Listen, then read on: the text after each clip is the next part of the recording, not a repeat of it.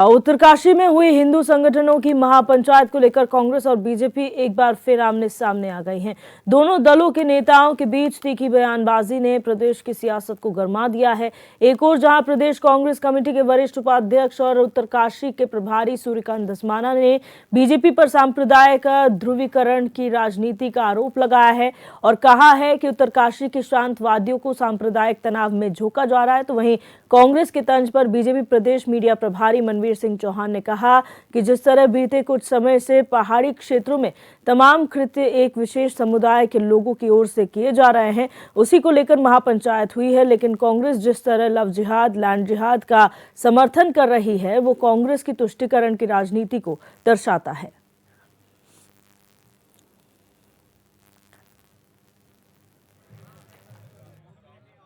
High court के आदेशों के बावजूद जिला प्रशासन की नाक के नीचे वहां रामलीला मैदान में महापंचायत की गई। पूरे उत्तराखंड के अंदर इस समय भारतीय जनता पार्टी की सरकार ऐसे लोगों को संरक्षण दे रही है जो राज्य में सांप्रदायिक सौहार्द को बिगाड़ने का काम कर रही है। आप पुरोला देख लीजिए, आप उत्तरकाशी देख लीजिए, आप चमोली जनपद देख लीजिए, आप तमाम राज्य के अलग अलग हिस्सों में जो घटनाएं घट रही हैं, जिसमें कुछ लोग,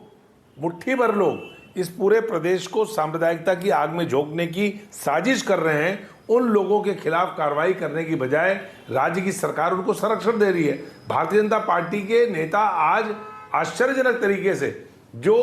उच्च न्यायालय के आदेशों की अवहेलना करते हुए उत्तरकाशी के रामलीला मैदान में महापंचायत में पहुंच गए। राज्य की सरकार हलफनामा दे रही है कि हम महापंचायत नहीं होने देंगे, महापंचायत नहीं होगी, और वहां महापंचायत हो रही है। और महापंचायत के साथ साथ राज्य के जो सत्ताधारी दल के नेता हैं, विधायक हैं, उस महापंचायत में पहुंच रहे हैं, जिससे साबित होता है कि इन तत्वों को भारतीय जनता पार्टी का, सत्ताधारी दल का और पूरी सरकार का संरक्षण प्राप्त है। जो उत्तराखंड राज्य के हमारे पहाड़ी क्षेत्रों में जिस प्रकार की अनेकों घटनाएं सामने आई, लड़कियों को बहला फुसला करके विशेष धर्म के लोगों ने जिस तरह से वहां से भगाने का प्रयास किया, भोजन को पर थूक करके जिस तरह से कई घटनाएं सामने आई, इसके साथ ही कई अन्य घटनाएं पूरे राज्य भर में पहाड़ी क्षेत्रों में सुनने को आई, दिखाई दी। वो एक स्वाभाविक जनाक्रोश लोगों के अंदर है, उसके तहत हुई। लेकिन कांग्रेस की पीड़ा उनकी तुष्टीकरण की राजनीति है, और जिस प्रकार से वो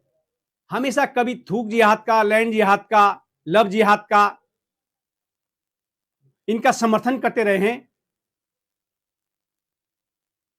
और वो हमेशा अपनी तुष्टीकरण राजनीति इसे प्रदर्शित करते रहे हैं। और हमारे संवाददाता अरुण सैनी हमारे साथ लाइव जुड़ चुके हैं इसी खबर पर। अरुण, जिस तरह से उत्तरकाशी का पूरा माहौल गरमाया हुआ है, महापंचायत के बाद से आरोप प्रत्यारोप की राजनीति शुरू हो गई है, क्या पूरा मसला हुआ है? जी भैया, देखिए, उत्तरकाशी में मस्जिद मामले को लेकर जिस तरीके से लगातार तमाम सियासत हो रही है और जिस तरीके से लगातार मस्जिद को लेकर तमाम विवाद जो है हो रहा है, तो ऐसे में हिंदू संगठन के द्वारा जो है महापंचायत उत्तरकाशी में की गई, जिस महापंचायत की बड़ी संख्या में लोग भी पहुंचे और तमाम जो है उसमें हिंदू संगठन के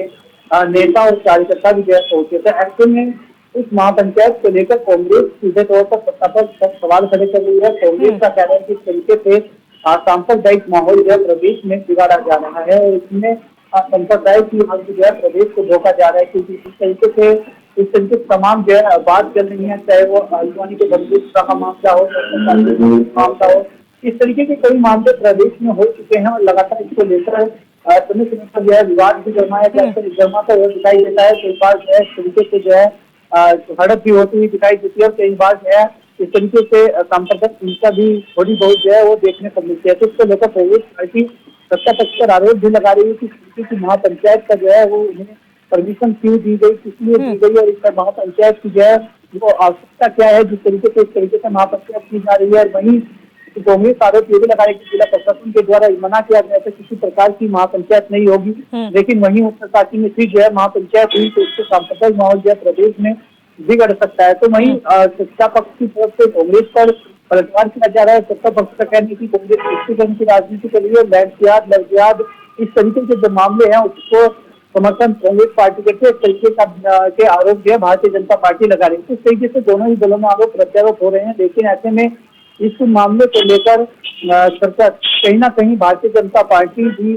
महापंचायत का समर्थन करती हुई दिखाई दे रही है। जिस तरीके से भारतीय जनता पार्टी के जो नेता हैं उनके बयान सामने आ रहे हैं, निकलकर उन्होंने कहा कि जिस तरीके से बीते कई दिनों महीनों में जो है इस तरीके के मामले हुए हैं, उनके लोगों को समझाने के लिए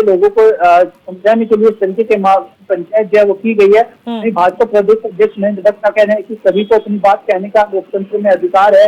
और सभी को जो है लोकतंत्र में अधिकार है, वो कोई पंचायत कर सकता है, कुछ कर सकता है। तो इस तरीके की बातें की, लेकिन अगर सरकार इस मामले को लेकर इस तरीके से संजीदा रहती है, इस मामले को कब तक उल्टाया जाता है, कब तक जो है इस मामले पर सरकार कोई कड़ा एक्शन लेती है, तमाम चीजें देखने वाली होंगी। ठीक है, कांग्रेस पर तुष्टीकरण का आरोप तो पहले से भी लगता आया है, लेकिन अगर जिला पंचायत, माफ कीजिएगा, जिला प्रशासन ने अगर मना किया था किसी प्रकार के यहाँ पर महापंचायत या कोई इस तरीके से गैदरिंग नहीं होगी, तो अगर यहाँ पर ऐसा हुआ है और उसमें सत्ता पक्षी लोग शामिल हुए हैं, तो इसकी जवाबदेही कौन देगा और कौन इसका जिम्मेदार है? क्या कार्रवाई इसमें की जाएगी? जी भैया, बिल्कुल देखिए, सीधे तौर पर जवाबदेही जिला प्रशासन की बनती है, क्योंकि जिला प्रशासन ने जब ये कहा था कि इस तरीके का जो है पंचायत नहीं होगी, लेकिन उसके बावजूद अगर पंचायत हुई है तो फिर जिला प्रशासन की अनुमति के हिसाब से हुई होगी। तो इसी तरीके से जो है कहाँ से अनुमति, किस तरीके से अनुमति मिली या क्यों अनुमति मिली, तो तमाम जांच का विषय हो। ऐसे में हालांकि महापंचायत हुई है और आगे इसको लेकर मामला सांप्रदायिक ना बने, सांप्रदायिक माहौल ना बिगड़े, इसकी जवाबदेही भी शासन प्रशासन की है कि इस तरीके की महापंचायत से किसी को कोई परेशानी ना हो, किसी को शांति प्रिय तरीके से जो है। हालांकि महापंचायत शांतिपूर्ण तरीके से हुई है, लेकिन ऐसे में आने वाले समय में सांप्रदायिक माहौल खराब ना हो, किसी के को कोई ठेस ना पहुंचे, किसी की जनभावनाओं को कोई ठेस ना पहुंचे, इसकी जवाबदेही भी सीधे तौर पर शासन प्रशासन और जिला प्रशासन की है। आने वाले समय में इस पर किस तरीके से कार्य किया जाता है, ये तमाम चीजें देखने वाली होंगी। जी, बहुत शुक्रिया अरुण हमारे साथ जुड़ने के लिए और तमाम जानकारी साझा करने के लिए।